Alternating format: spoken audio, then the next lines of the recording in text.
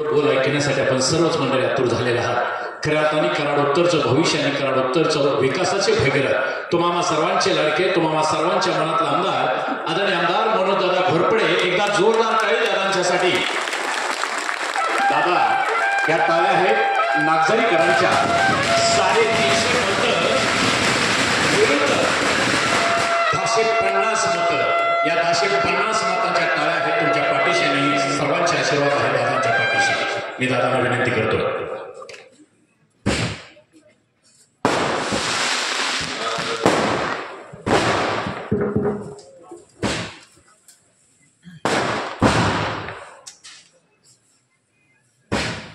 आज नागझरी या सिद्धरामाच्या पदस्पर्शाने झालेल्या नगरीमध्ये खरं तर आमदार म्हणून या ठिकाणी पहिल्यांदाच मी येत आहे। खरं तर आपल्या इलेक्शनमध्ये एक स्लोगन होतं की मी आमदार म्हणजे सगळेजण आमदार।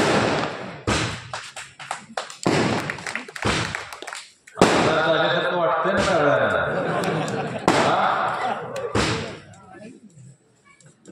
आजपर्यंत एक आमदार अशी प्रतिमा असायची।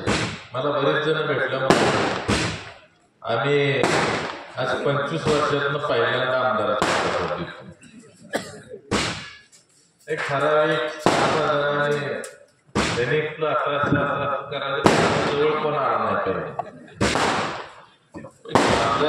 की सर्वसामान्याच्या दारापर्यंत घरापर्यंत चुलीपर्यंत नेण्याचं काम या ठिकाणी इथून पुढच्या कालावधीमध्ये आपल्याला करायचं आहे। खरं तर आजच्या या कार्यक्रमासाठी किसान मोर्चाचे सरचिटणीस आदरणीय रामकृष्ण वेताळभाऊ आले, तसंच आपले सर्वांचे मार्गदर्शक भीमराव काका पाटील माजी सभापती, ज्याने आता मार्गदर्शन केलं त्या प्रदेश उपाध्यक्षा महिला आघाडी चित्रलेखा मानेताई, भारतीय जनता पार्टीचे लोकसभेचे समन्वयक आपल्या सर्वांचे सहकारी सुनील तात्या काटकर, रेहमतपूरचे माजी नगराध्यक्ष संपतदादा माने, जरंडेश्वर कारखान्याचे व्हाईस चेअरमन आमचे मार्गदर्शक शंकरदादा पाटील, राष्ट्रवादीचे अध्यक्ष राजेंद्र घाडगे तात्या, केन शुगरचे संचालक विक्रम घोरपडे, आमचे ज्येष्ठ मार्गदर्शक आमचे नेते व्यंकटराव आप्पा, तसंच पिंपरी सोसायटीचे चेअरमन विष्णुपंतजी कनसे, या गावचे उपसरपंच विश्वासराव भोसले, विकास अण्णा गायकवाड, अण्णासाहेब निकम, कृष्णजी शेडगे, तसंच संतोष भाऊ कनसे, तुषारजी जाधव, लक्ष्मणराव कडव, संभाजीराव नाना पिसाळ, सचिनजी देशमुख, विनायकराव भोसले, सुरेशजी थोरात, तात्यासाहेब साबळे, नेताजीराव भोसले, सोमनाथ निकम फौजी, युवराजी घाडगे, बंडा देशमुख, चंद्रकांत गायकवाड, चंद्रसिंग पाटील, तसंच या ठिकाणी उपस्थित असलेले विश्वासराव,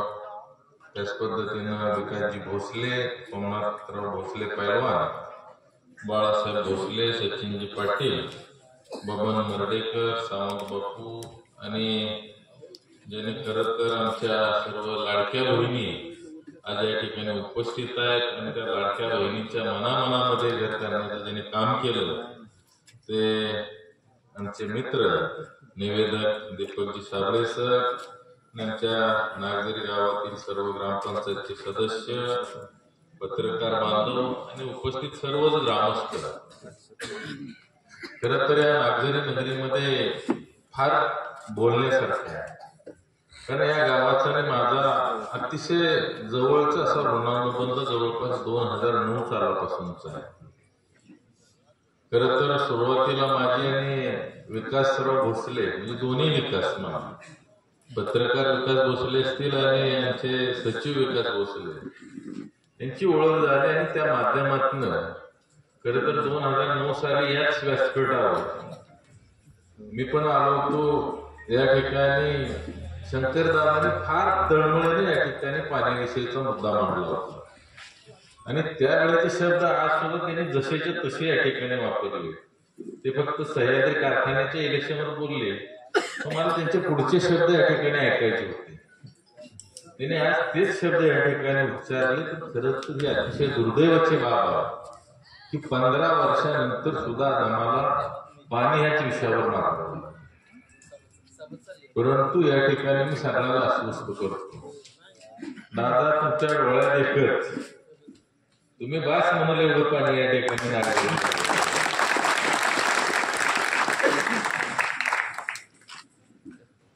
कारण या कारणोत्तर विधानसभा मतदारसंघामध्ये पहिल्यांदा जर कुठला विषय माझ्या आवडीचा असेल तो पाणी प्रश्न आणि शेती पाण्याचा प्रश्न हा विषय आहे. ज्या वेळेला सातारा जिल्हा परिषदेमध्ये 12 ते 17 माझ्या आई जिल्हा परिषद सदस्य होते, त्यावेळेला राष्ट्रीय पेयजल योजना आली आणि त्या माध्यमातून खरं तर पिण्याच्या पाण्याची फार मोठी अडचण प्रत्येक गावामध्ये होती. अतिशय नागपूर असं प्लॅनिंग केलं. मी 2017ला ज्यावेळेला मी जिल्हा परिषदेला उभा राहिलो त्यावेळेला एका सुद्धा गावात पाण्याचा प्रश्न ठेवला आणि 17 ते 22 मध्ये सुद्धा बऱ्याच गावात 2, आमच्या वेणेगाव सारख्या गावात 3 योजना पाण्याची झाल्या की जेणेकरून एक योजना जरी काय स्टँडबाय राहिली पाहिजे, पाण्याची अडचण झाली नाही पाहिजे. मी अशा पद्धतीने त्या ठिकाणी मायक्रो प्लॅनिंग केलं, पिण्याच्या पाण्याचे नियोजन केलं. 14 पासून या ठिकाणी ज्यावेळेला या ठिकाणी सरकार आल्यानंतर खऱ्या अर्थाने या ठिकाणी चंद्रकांत दादा पाटील असतील त्यांच्या मार्गदर्शनाखाली या पश्चिम महाराष्ट्रामध्ये चांगल्या पद्धतीने त्यांचं काम चालू होतं. आणि ह्या आंबरवाडी आणि धनगरवाडी योजनेला तुम्ही कधीही आज काढून बघा, फक्त 90 लाख रुपये त्या ठिकाणी मंजूर यांनी केले होते. आणि त्यानंतर पायपाल्या त्या ठिकाणी भूमिपूजन झालं, हात झाला, एवढंच काम त्या योजनांच्या माध्यमातून झालं. परंतु 14 ते 19 सरकार आल्यानंतर मोठ्या प्रमाणावर निधी आणला आणि या ठिकाणी या योजनांना खऱ्या अर्थाने गती देण्याचं काम या कारणोत्तर विधानसभा मतदारसंघामध्ये झालं. आज 19 ते 22 सरकार आपलं नव्हतं, त्यामध्ये या ठिकाणी फार मोठ्या प्रमाणावर या योजनांचं काम रखडलं.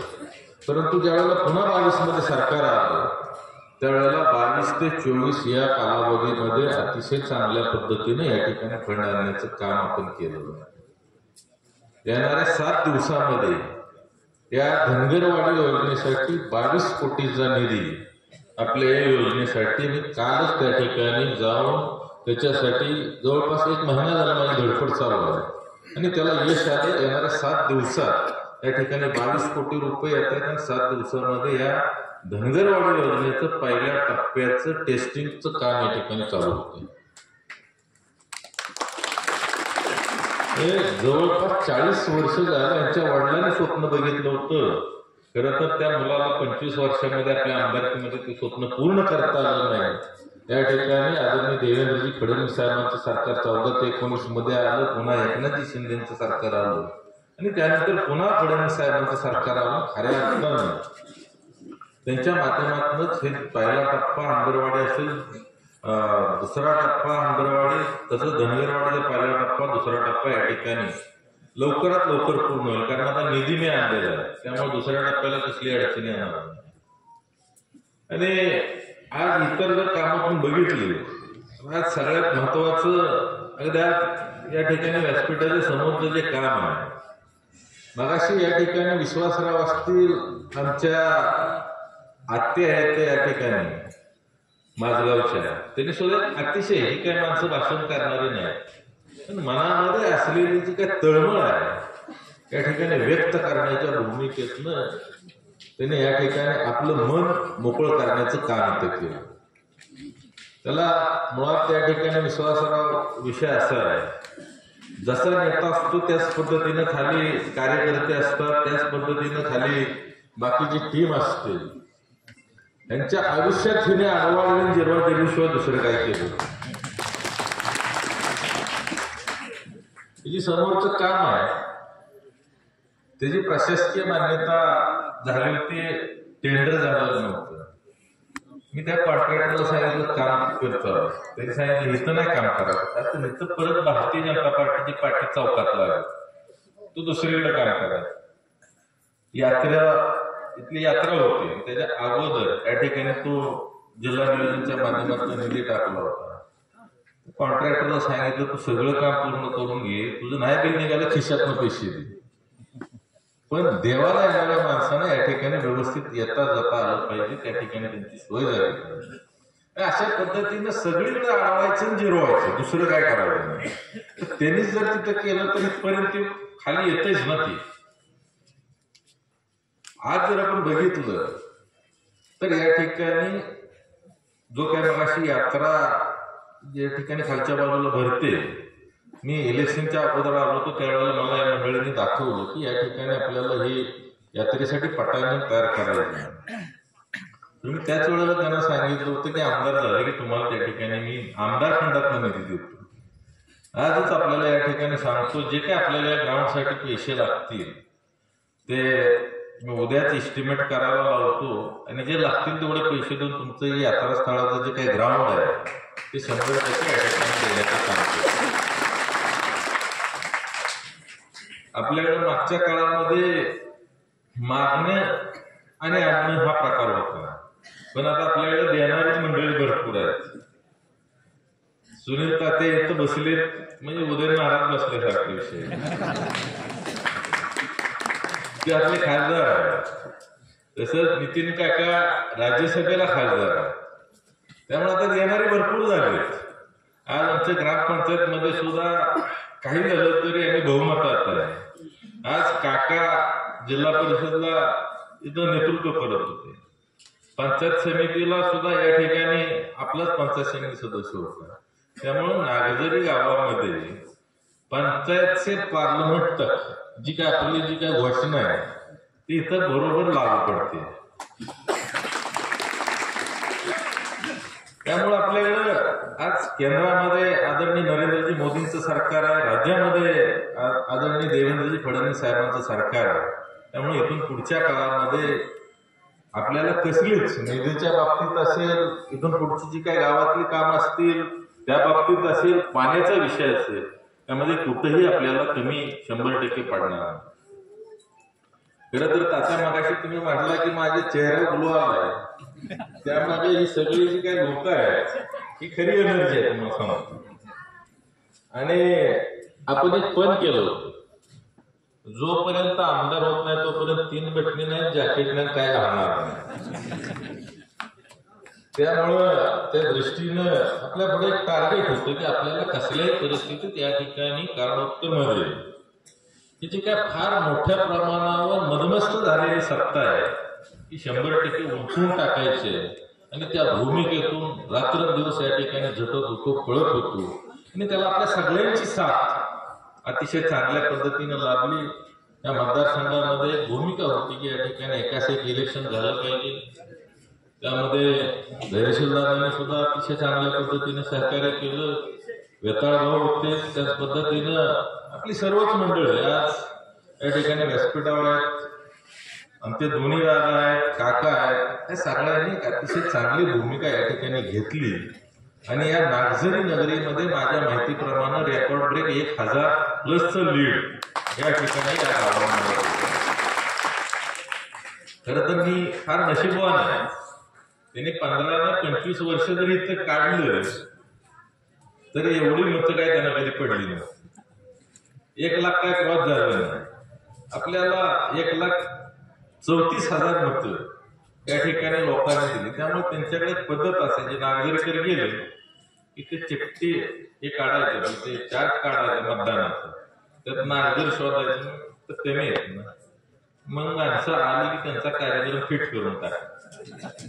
पण नशिबानं मला एक चांगलं केलं, सगळीकडेच मतदान भरभरून आहे, त्यामुळे मला चार्ट काढायची आणि बघायची गरजच लागली नाही. आणि मी बघितला पण नसता कमी असते ते. पण देणाऱ्याने एवढं भरभरून दिलं की अजिबात काय चार्ट ग्रेड मतं किती आहेत बघायची गरज नाही. सरसकट 7+. त्यामुळं ज्या पद्धतीने आपण या ठिकाणी मला भरभरून दिलं त्यातून 100% उतराई होण्याचं काम मी या ठिकाणी करणार. आज नागझरीचा पाणी हा प्रश्न अतिशय गंभीर आणि महत्वाचा असा प्रश्न आहे. खरं तर या मंडळींनी आमच्या सिद्धनाथाच्या नगरीला पाण्यापासून वंचित ठेवण्याचं पाप केलंय असं मी म्हणतो. कारण आज जर आपण बघितलं तर यांच्याकडे जी 25 वर्ष सत्ता होती, हे आमदार होते, त्या 25 वर्षामध्ये 17.5 वर्ष त्या ठिकाणी सत्तेमध्ये होते आणि मधल्या काळात 2.5 वर्ष पालकमंत्री होते. 100% जर मनात आणलं असतं तर ह्या ठिकाणी शामगावचा पाणी प्रश्न मिटला असता, राजाच्या कुर्ल्याचा पाणी प्रश्न मिटला असता, इथला आपल्या नागझरी नगरीचा सुद्धा पाणी प्रश्न मिटला असता. परंतु यांना काय करण्याची मानसिकता नव्हती. मग अशी जे दादाने सांगितलं की आता ठीक आहे, तुम्ही पाणी नाही देऊ शकला, तुम्ही इथले लोकप्रतिनिधी आहे. त्यांची भाषा जर आपण बघितली तर काय मी काय ऊस लावायला सांगितला होता का? पाणी नसताना तुम्ही कशाला लावायचा? काय कारखाना बंद पडला असता का? कारखाना बंद पडणार नाही, पण ही नेमकं 100% कारखान्यातनं बाहेर जाणार.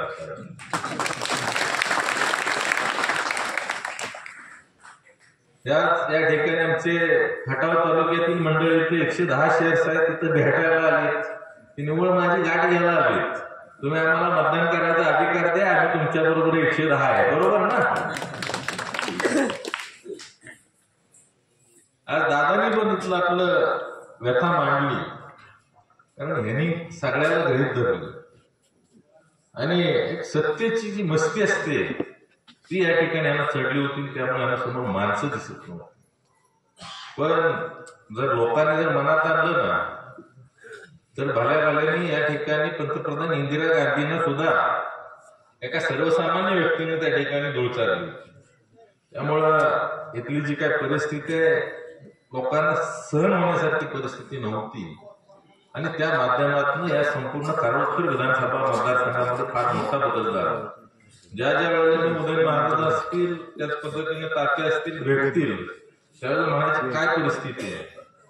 आपलं 15-20 हजारांना जमल तात्या काय म्हणायचं, तुम्ही त्यांना कायम सांगायचं 40 ते 50 हजाराच्या मध्ये आपण असणार. का तर प्रत्येक गावामध्ये प्रत्येक ठिकाणी जात होतो त्यावेळेला ज्या पद्धतीने उत्स्फूर्त प्रतिसाद या ठिकाणी मिळत होता. आणि आमच्या लाडक्या बहिणींनी हे इलेक्शन हातामध्ये घेतलेलं होतं आणि त्याच्या अगोदरच आपण या ठिकाणी महिलांचं संघटनाचं काम एक चांगल्या पद्धतीनं केलेलं होतं आणि त्या माध्यमातून एक अतिशय चांगला उत्स्फूर्त अशा पद्धतीचा प्रतिसाद मिळत होता. आणि युवक तर पहिल्यापासून माझ्याबरोबर होते आणि आज इथं फार समाधान वाटतं. अगदी लहानापासून सगळ्या मोठ्यापर्यंत व्यासपीठावर पण आहे आणि खाली पण आहे. नाहीतर आपली सभा म्हणलं, आपला कार्यक्रम म्हणला की सगळे युवक आणि महिला, ह्याच्या व्यतिरिक्त बाकीची मंडळी यायची नाही, त्यांना भीती असायची. यांच्याबरोबर गेलो तर माझं ऊस जाईल का, आमचं कुठं पाणी अडवतील का, आमचं कुठं रस्ता अडवतील का. आणि विश्वासावर आता अजिबात बघू नका, मी आमदार आहे, तुमचं रहमतपूर पोलीस स्टेशनला सुद्धा काय आणणार नाही आणि नव्हतं तरी तुमचं कधी आवडून दिलं नव्हतं.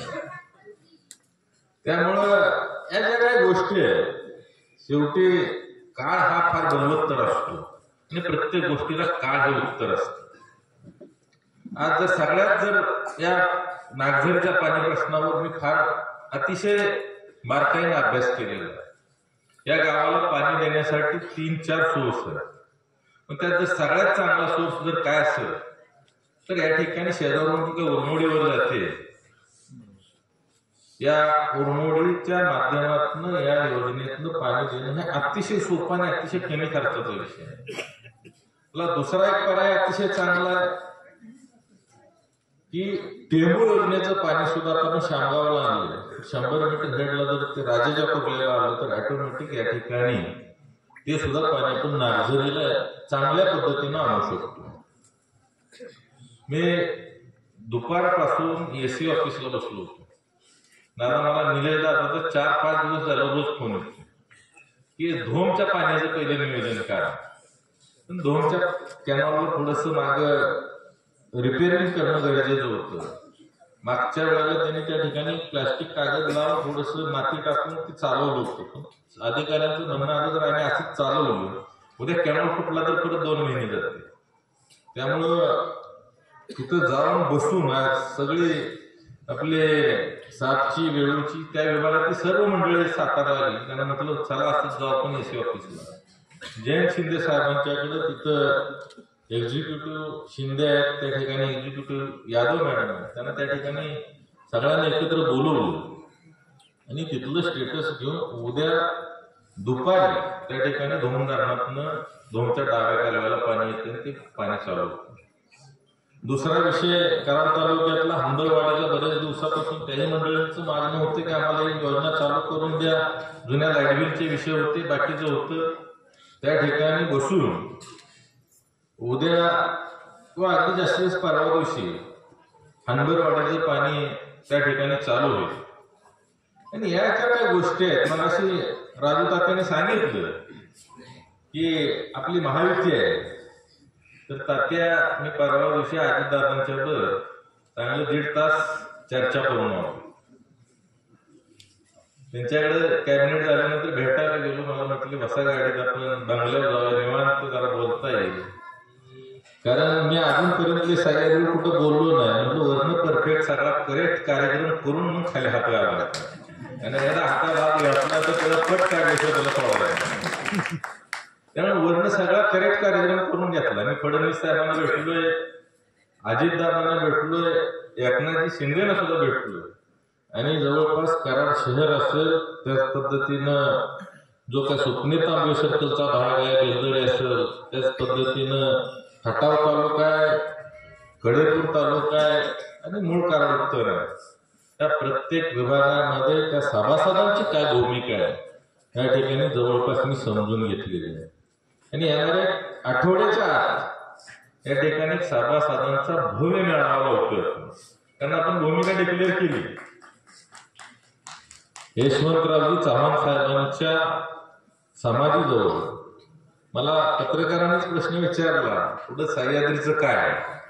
सगळ्यात आधी काळजी आमच्या पत्रकार बांधवांना असते. त्यांना तिथंच सांगितलं की इथं मी यशवंतरावजी चव्हाण साहेबांच्या समाधीवर आहे. आणि त्याने एक विचार दिला की या ठिकाणी सत्तेचं विकेंद्रीकरण करावं, सर्वसामान्य व्यक्तीला या ठिकाणी सत्तेचं पद या ठिकाणी प्रत्येकाला मिळालं पाहिजे. आणि त्या भूमिकेतनं आज मी त्यांच्या विचाराचा या ठिकाणी पाहिजे त्या माध्यमातून या मला आजच सांगतो की मी सह्याद्री सहकारी साखर कारखान्याच्या सर्व सभासदांना एकत्र करेन, त्यांची भूमिका समजावून घेईन. त्यांना जर फार चांगलं चाललंय असं वाटत असलं तर मला काही त्याच्यावरून गरज नाही. पण जर सभासदांनी सांगितलं की इथं तुम्ही आता या ठिकाणी सह्याद्रीला पॅनल टाकलं पाहिजे, या ठिकाणी सत्तेत बदल केला पाहिजे, तर मी आज या ठिकाणी एकच सांगतो, मी ज्या वेळेला हात घालणार त्यावेळेला जसं म्हटलं तसं 100% पट तर काढणारच. पण एका सर्वसामान्य शेतकऱ्याचा मुलगा जसा तुम्ही आमदार केला या कराड उत्तरचा, तसा उद्या सर्वसामान्य शेतकऱ्या सभासदाचा मुलगा त्या ठिकाणी सह्याद्री सहकारी साखर कारखान्याचं चेअरमन सुद्धा त्या ठिकाणी. आज कारखान्यावर गेल्यावर कधी सभासदांना वाटतं का की हा कारखाना आपला आहे? तो कारखाना वाटतो बाळासाहेब पाटलांचा, तो कारखाना वाटतो त्यांच्या मुलाचा. कारण ते आज जाताना सुद्धा लोकांना इतकी वाईट वागणूक दिली जाते, जणू एखादा आतंकवादी आहे का काय, अशा पद्धतीने. साखरेचं कार्ड जरी काढायचं म्हटलं तर त्याला सकाळपासून संध्याकाळपर्यंत वेळ लागतो. ती मला कळलं म्हणजे माझा ड्रायव्हर कार्ड काढायला गेला. त्याला वाटलं गेलं की इतर कारखान्यात अजिंक्यतार असेल, नवीन असेल, गेलं की जुनं कार्ड जमा करायचं, नवीन सही करायची, घेऊन यायचं. इथं गेलं एवढी दिव्य करायला लागते की आता आमच्या सभासदासनी माहिती असेल. आणि त्यात शेवट आणखीन काय असतं तर तिथं कारखान्यात असलेल्या एखाद्या ओळखीच्या कर्मचाऱ्याची आणखीन तिथं सही लागते. म्हणजे त्यानं 10-15 ऑफिस फिरायची.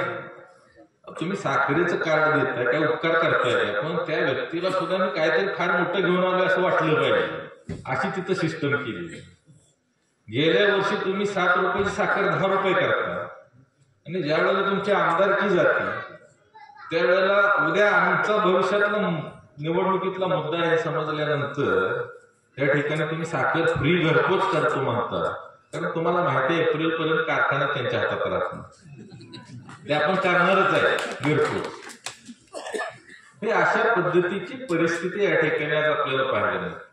काल बाईट दिली पत्रकारांनी छेडलं, म्हटले की माझं कुठं काय आहे, मी सगळ्याला मतदानाचा अधिकार देणार होतो, पण मी जर सगळी नावं पाठवली असती तर विरोधक म्हटले असते की जनता अपूर्ण शेअर्स आहे त्यांची कशी नावं पाठवली. तर ह्या गोष्टीला काही बेस आहे का मला सांगा. आज तुम्हाला त्यांनी काही सांगितलं नव्हतं की कोणाचा अपूर्ण शेअर्स आहे पूर्ण शेअर्स आहे.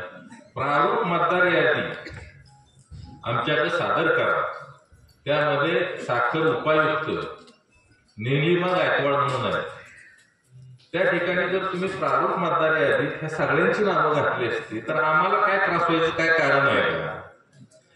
ती तुम्ही बरोबर ज्यांचे शेअरचे पैसे पोचले ना तशी 2221 नावं वगळली आणि बाकीची नावं त्यात टाकली. त्याची माहिती आहे त्या 2221चा 5 वर्षात कधी इकडं ऊस आला नाही, त्यामुळे ह्यांचे काही पैसे जमा झालेले नाही, त्यामुळे 2221 मधला एक पण आपला नाही. ह्यानी कसं काटवायचं.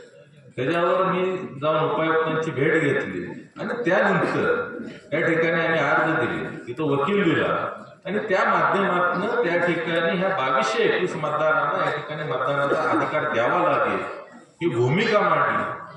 आणि ती काही एवढं सकारात्मक सहजासहजी झालेलं नाही. वर आता सरकार असलं त्यामुळे बरोबर काय करायचं ते परफेक्ट करून घेतलं. त्यामुळे त्यांना आदेश द्यावा लागला की या ठिकाणी या 2221 सभासदांना या ठिकाणी मतदानाचा अधिकार बहाल करण्यात आला. मला एक सांगा, आम्ही गेलोच नसतो, त्या ठिकाणी मागितलं नसतं की ह्यांना मतदानाचा अधिकार द्या. त्यांनी निकाल जर दिला असता हे 2200 बाजूला मतदार आपण काढतो, तर मला सांगा 2221 मतदारांना कसा तुम्ही मताचा अधिकार दिला असता. तुम्ही परत म्हणला असता का नाही आम्ही दिली नव्हती आता असं करा. तुम्ही जे बोलताय त्याला कुठेतरी तर्क असणं गरजेचं. आज 17-18 वर्षापासून बरीचशी लोक या कारखान्यामध्ये वारस नोंदीसाठी धडपडत आहेत, अर्ज दिलेले. तुम्हाला 15-18 वर्षामध्ये त्या ठिकाणी त्यांना वारस करता आलं नाही. आज तुम्ही सांगता 15 वर्षात मी कुणालाही नवा शेअर्स दिला नाही. आज तुमचा चिरंजीवाचा जर शेअर्स बघितला तर काय जन्मताना त्याच्या नावावर शेअर्स केला होता का.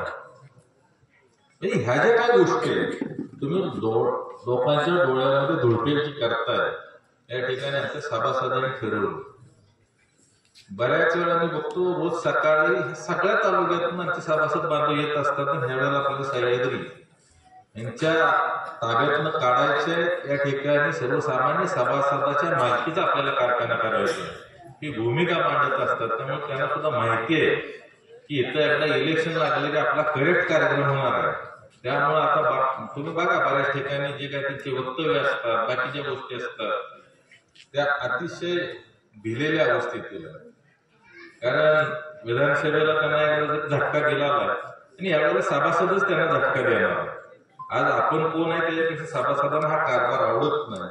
त्यामुळे येणाऱ्या आठवड्याभरामध्ये आपण सभासदांचा एक मेळावा घेतो आणि त्यामध्ये आपली भूमिका 100% आपण डिक्लेअर करणार आहे. आणि मी परफेक्ट सगळा करेक्ट अभ्यास केलेला आहे. त्यामुळे पुढं काय होणार आहे आज मी निकाल तुम्हाला 7 दिवसानंतर जे काही मेळाव्यात सांगितलं आणि करेक्ट आकडा सुद्धा सांगणार एवढ्या मताने पाडणार. आज हा सह्याद्री कारखान्याचा विषय आता दादाने काढला म्हणून नकराजित पण बोलणार नव्हतो. सगळ्यात महत्वाचा जो काही विषय मगाशी आपला अर्धा राहिला की या नागरिकाला पाणी देण्यासाठी उरमोड योजनेमध्ये काका दादा आज आपले ग्रामविकास मंत्री जयाभाऊ आहेत, या सगळ्यांना जर आपण चांगल्या पद्धतीनं कन्व्हिन्स करू शकलो तर उरमोडीमधनं या ठिकाणी नागरिकाला सगळ्यात लवकर आणि सगळ्यात चांगल्या पद्धतीनं कमी खर्चामध्ये शाश्वत पाणी देऊ शकतो. दुसरा विषय आहे टेंबूचा. त्या बाबतीत सुद्धा मी मगाशीच या ठिकाणी सीईना सुद्धा बोलवलं आहे आणि त्या संदर्भानं बऱ्यापैकी प्रिपरेशन सुद्धा झालेलं आहे. टेंबूचे जे अधिकारी आहेत त्यांना सुद्धा या ठिकाणी आपण या योजनेचं कशा पद्धतीनं पाणी नागझरीला देता येईल, राजापूरला देता येईल, शामगावला देता येईल. मी रेडियार साहेब असतील, त्यांचे एसी आहेत, सीए आहेत, ते सगळ्यांशी बोलवलं. त्यामुळं जो काही नकाशीचा विषय मांडला की आपली कृष्णा नदीवरनं येणारी जी काही पाणी पुरवठ्याची योजना आहे, परंतु त्याला सुद्धा या ठिकाणी पाणी हे आरक्षित शेतीसाठी करावंच लागते, नाहीतर आपण मागच चालू केलं असतं. पण कुठून नाही कुठून 100% आपल्याला अगदी धनगरवाडीच्या दुसऱ्या टप्प्यातनं सुद्धा पाणी देता येईल. पण आपल्याला शाश्वत आणि मोठ्या प्रमाणावर पाणी देण्याचं नियोजन करणं गरजेचं आहे. त्यामध्ये अगदी सगळ्यात महत्वाचा भाग या ठिकाणी राहिला. त्या गावानं आदरणीय आमदार योगीजी सागरने अतिशय चांगल्या पद्धतीचं सहकार्य या ठिकाणी केलं आणि त्या माध्यमातून गावानं सुद्धा स्वतः अतिशय चांगल्या पद्धतीने या ठिकाणी श्रमदान केलं, स्वतःचे पैसे घातले आणि या माध्यमातून एक आपली स्वतःची व्यवस्था या ठिकाणी तयार केली. परंतु यामध्ये एक सगळ्यात आणखी एक चांगलं आपण काय करू शकतो तर हे जुने दुष्काळामध्ये झालेले पाझर तलाव, त्याचा भूमिका की पाझरलं पाहिजे पाणी. पूर्वीच्या काळामध्ये रब्बीपर्यंतचा विषय होता, बारमाहीचा विषय नव्हता, त्यासाठी ती योग्य होती. परंतु आता आम्ही जायगावला त्या ठिकाणी साठवण बंधारा केला. तसंच आता काम परवा शामगावला चालू झालं साठवण बंधाऱ्याचं. आजही त्या जायगावच्या साठवण बंधाऱ्यात 5 फुटापेक्षा पाणी खाली गेलं नाही, सगळ्या विहिरीला भरपूर पाणी. हे तिन्हीच्या तिन्ही तलाव आपण एमआय असेल साठवण बंधाऱ्यामध्ये जर कन्वर्ट केली तर माझ्या माहितीप्रमाणे जर पाऊस पडला नाही तरच नागझरीला पाणी लागणार नाही, तर वर्षभर अजिबात नागझरीला पाणी लागणार नाही. आणि त्याचे सर्वे करण्याचं पण नियोजन आपण जलसंधारणच्या माध्यमातून करतोय. आणि लवकरात लवकर या ठिकाणी मार्च नंतर एखादा तरी आपल्याला या ठिकाणी साठवण तलाव तयार करण्याचं नियोजन, त्याचं टेंडर करण्याचं नियोजन आपण करतोय की ज्या माध्यमातून या जर 3 या ठिकाणी साठवण तलाव जर तयार झाले तर आपली फार मोठी गरज या ठिकाणी आपल्या इथल्या इथं भागणार आहे. आणि त्याला ज्या वेळेला गरज लागते त्यावेळेला आधीमध्ये एखादं पाणी आपल्याला या योजनांच्या माध्यमातून मिळालं तर 100% नागझरीचा कायमस्वरूपी पाण्याचा प्रश्न या ठिकाणी मिटणार आहे. जसं मग मी सांगितलं तसं आज पहिल्याच अधिवेशनामध्ये आपण हा नागझरीचा पाणी प्रश्न मांडला आणि त्यामध्ये खऱ्या अर्थाने इथं आल्यानंतरची जी काय धाकता आहे, जी काय परिस्थिती आहे, आज मी सुद्धा तुमच्यासारख्या सर्वसामान्य शेतकरी कुटुंबातून गेलो. त्यामुळे ते मला चटके काय असतात ते कळत. त्या आपले जे माझे आमदार आहेत त्यांना हे सगळं विरासत मध्ये मिळालं, त्यांना ह्याच्यासाठी कुठं झगडावं लागलं नाही. आज या ठिकाणी जर बघितलं तर त्यांची एवढ्या मोठ्या प्रमाणावर विस्तीर्ण शेती या ठिकाणी आपण बघतोय की म्हणजे बाहेरच्या देशात कसे असते त्या पद्धतीने एक प्लॉट 30 एकर 40 एकर 50 एकर. आज इथं आपल्याला 5 गुंठ खरेदी करता करता हयात गेली. पण ह्याच्यातलं कोण बांगलाला गेलं तुम्ही बघितलंय का? कोणी कष्ट करा कुठे गेलंय का? एखादा वाईट बिझनेस आहे का यांचा की मी त्यातनं हे राजकारण करतोय, त्यातनं ही जमीन खरेदी केली, सांगता येणार नाही. जमिनी सुद्धा दुसऱ्याच्या नावावर घ्याव्या लागतं. आम्ही कुठे घेतली तर आम्ही आमच्या नावावर घेऊ शकतो का? तर आमचं सगळं उघड आहे. आम्ही कुठल्या धंद्यातनं पैसे मिळवतो काय सगळं ओपन आहे, कुठलंही लपलेलं नाही. त्यामुळं ह्यांना त्याचे चटके कधी बसलेले नाहीत. त्यामुळे ह्यांना ते गोष्टी जाणवण्याचं काहीच कारण नाही. त्यामुळं लोकांनीच या ठिकाणी फार मोठ्या प्रमाणात मनावर घेतलेलं आहे. आणि यावेळेला जसा विधानसभेला बदल झाला तसं 100% कारखान्यात होईल आणि जे काही विकासाचं जे काही राहिलेलं जे काय आपलं स्वप्न आहे. आज मी मागच्याच आठवड्यामध्ये नागझरी आपलं कुशीसावळीवरून येणार वगैरे असते, नागझरी असेल त्याच पद्धतीनं वाठार रेहमतपूर कोरेगाव पर्यंत हॅम मध्ये सुद्धा घ्यावा म्हणून पत्र दिलं. हा जर रस्ता ह्यामध्ये झाला तर साताऱ्यावरून आपण किती वेळामध्ये वेट्याला जातो. नागझरी सुद्धा त्या मार्गे आपण जर कोरेगावला जायचं म्हटलं तर 20-25 मिनिटात आपण त्या ठिकाणी पोहोचू शकतो. अशा पद्धतीने सगळ्या आघाड्यावर आपलं काम चालू आहे. मी कधी रात्री 10 सुद्धा 11 सुद्धा अधिकाऱ्याला कधी पण फोन करतो. कारण या ठिकाणी एवढा बॅकलॉग आपला बाकी आहे. तो बॅकलॉग ह्या 5 वर्षामध्ये आपल्याला संपवायचा. त्या दृष्टिकोनातून आपल्या सगळ्यांची साथ आजपर्यंत अतिशय चांगल्या पद्धतीने लाभली, येणाऱ्या काळामध्ये सुद्धा अतिशय चांगल्या पद्धतीने लाभली. खरं तर नागझरीचा कार्यक्रम 3-4 वेळा पुढे गेला. उदयन महाराजांचा, नितीन काकांचा, माझा, महेश शिंदे साहेबांचा मेळ होतच नव्हता. काय नाही काहीतरी पुढे येत होतं. पुढे तारीख ठरवली. काल सुद्धा मी म्हणत होतो हे आल्यानंतर आपण कार्यक्रम घेऊ, नाही म्हणलं तर कार्यक्रम घेऊया आपण. त्या ठिकाणी तात्यांना बोलवू, बाकीच्यांना बोलवू आणि या ठिकाणी उरकून घेऊया. आज ठीक आहे, या निमित्तानं आपल्याशी संवाद साधता आला. खरं तर फार वेळ झाला, अजून बरंच काय बोलायचे, पण आपण इतरही कार्यक्रम या ठिकाणी इथून पुढच्या कालावधीमध्ये होतील त्या माध्यमातून आपण बोलूया. आपण या ठिकाणी एवढा वेळ सगळेच जण उशीरपर्यंत आम्हाला सगळ्यांना ऐकून घेतलं, त्याबद्दल आपल्या सर्वांचं हार्दिक असं अभिनंदन करतो. आपण सर्वजण मोठ्या संख्येने या ठिकाणी उपस्थित राहिला. आज एक अतिशय चांगलं या ठिकाणी मला एकच दिसतंय की आमची कोरेगाव तालुक्यातलं व्यासपीठ, आम्हाला व्यासपीठावर माणसं बसल्याला शोधायला लागायची, पण आता जागा पूर्ण झाली आणि समोर सुद्धा जागा पूर्ण. हे अतिशय चांगलं लक्षण आहे, भरभराटीचं लक्षण आहे. त्यामुळं इथून पुढचा काळ हा आपल्या सगळ्यांच्यासाठी अतिशय चांगल्या पद्धतीचा आणि भरभराटीचा जावा ही या ठिकाणी आपल्या सिद्धनाथच्या प्रार्थना करतो आणि या ठिकाणी आपलं पुन्हा एकदा स्वागत करून आभार मानतो. जय जय महाराज. धन्यवाद दादा. आभार व्यक्त करतात विद्यमान ग्रामपंचायत सदस्य सौभाग्यवती रसिका भोसले. आपणास विनंती, आपण आभार व्यक्त करायचा आहे.